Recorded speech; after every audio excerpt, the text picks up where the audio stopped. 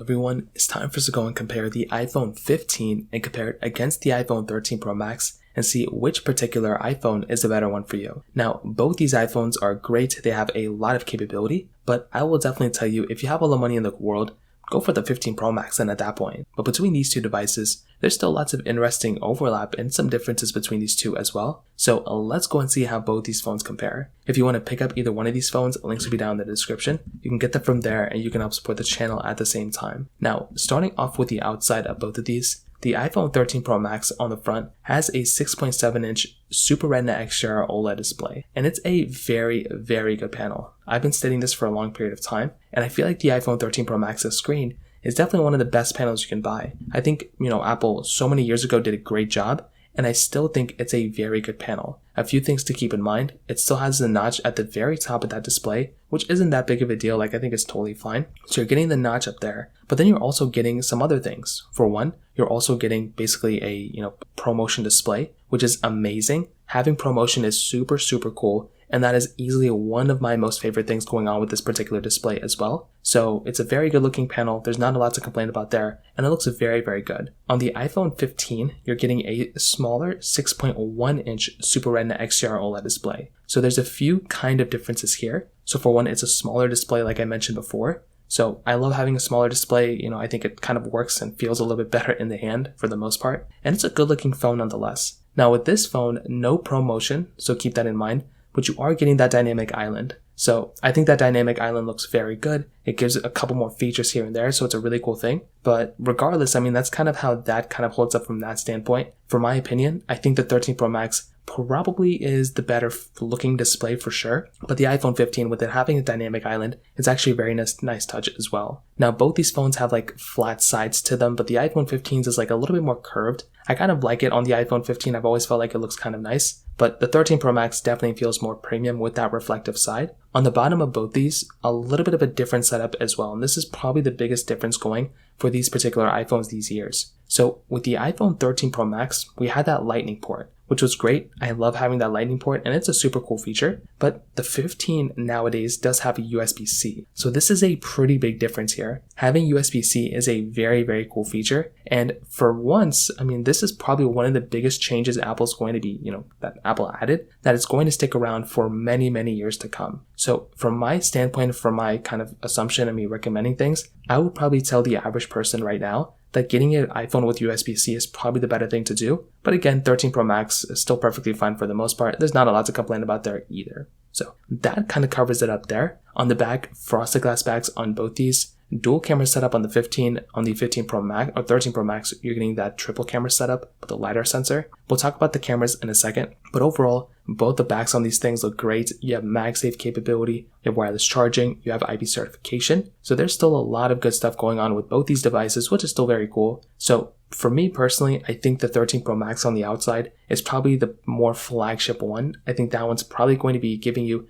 a more flagship type of experience, which I personally love on the 13 Pro Max. I think the 15 is still very good for what you're getting, and for like $800, I think it's actually a pretty good upgrade coming from the 14 and 13. But from the 13 Pro Max, it doesn't really seem like it's a massive upgrade in my opinion. So that kind of covers it up there. Now, in terms of the camera side, the iPhone 15 is giving you a dual camera setup, a wide and an ultra-wide camera, where the 13 Pro Max is giving you a wide, ultra-wide, and telephoto lens. So this is a slight difference here as well, because you're definitely getting overall a better camera for the most part on the iPhone 13 Pro Max in some ways than the iPhone 15. Now, with the iPhone 15, you're still getting a very solid camera. Like this is still in some ways even a better camera than the iPhone 13 Pro Max, but there's a lot of overlap. You're getting portrait mode, cinematic mode, 4K at 60. On the iPhone 15, you're getting 10x zoom. The 13 Pro Max, you are actually getting 15x zoom, which can be a pretty big advantage for some people who want the 13 Pro Max zooming in capability. But the other thing on the flip side is that the iPhone 15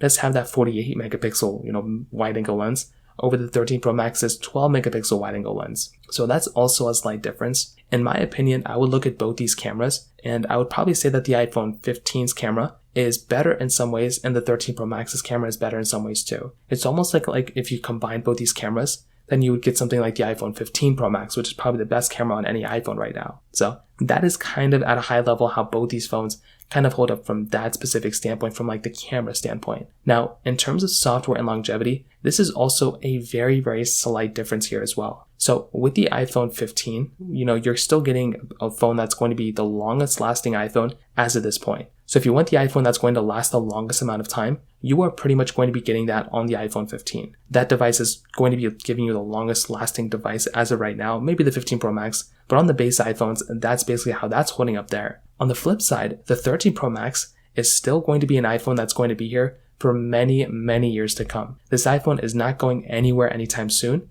And that iPhone is still going to be here probably for the next, 5 years, 4 years. Like, it's still going to be here for a long, long time. So you're really not missing out on anything from that perspective either. So I think that's a really cool thing to keep in mind. And when I look back at those devices, it's always the Pro Maxes that I always love when I, hold them, because they have a ton of features built in, and that iPhone still holds up very, very well from that perspective. So that kind of covers it up from the software side. Now on the performance side, this is also kind of not a huge difference here either, to be honest. With the 13 Pro Max, you were getting that Apple A15 Bionic chip inside of it with 6 gigabytes of RAM. And the iPhone 15, you're getting that Apple A16 Bionic chip inside of it with 6 gigs of RAM as well. So this is also another thing to keep in mind here. You are, once again, overall getting the, overall longer lasting phone with a better performance on the iPhone 15 and in general. But the performance is still very, very similar. Like, you're still getting a lot of overlap between both. I will still say with the iPhone 15, very good performance, very good everything on that phone. Like, you're not really going to be missing out on that much on that particular device. With, the iPhone 15, it's going to be the best performing iPhone as of right now. That's kind of the best way to kind of put it. With the iPhone 13 Pro Max, tiny bit of a different story. The 13 Pro Max is probably going to be giving you the overall smoother performance with that promotion display. So when I look back and I look at a device like the 13 Pro Max, I see a device that has basically the best type of performance that you can get with it. And that's something that I love about that phone. I do think with the 15 Pro, 15 Pro Max, those are the best performing iPhones, but the 15 is still a very good performing iPhone. But the iPhone, 13 Pro Max is up there as well, and it's a solid device too. Battery life wise, this is probably the biggest advantage. You are definitely getting the better battery life on the iPhone 13 Pro Max than on the iPhone 15. So once again, just one of those things to keep in mind. If you wanted a longer lasting phone, the iPhone 13 Pro Max is, by far the better one in terms of battery life. But I think the iPhone 15 is still doing very, very good from that perspective as well. And once again, you're really not missing out on that much from that specific standpoint. If you want the better performing phone, definitely go for the 13 Pro Max in terms of battery. But to kind of sum it up, what I'll tell you is, I definitely do think between both, you have a lot of overlap here. But the phone like the iPhone, 13 Pro Max, you're getting a device that's pretty much going to dominate in a lot of areas, and is definitely still giving you a flagship experience for that price tag. It's probably less than $700 now, and it's a very good $700 or sub $700 phone. The iPhone 15, I think, is killing it in so many different ways. Once again, there's not a lot to complain about here either, but it's a good phone for a decent price. I would definitely say if you're comfortable with the size, go for the 13 Pro Max. If not, the iPhone 15 is still a very, very good phone that's brand new. So that kind of covers it up there. If you have any other thoughts or questions, let me know in the comment section below. Hit the like button, that would mean so much, but definitely hit that subscribe button. More importantly than everything else, I love every single one of you guys. Hopefully I'll catch you guys in the next video. Peace out till then.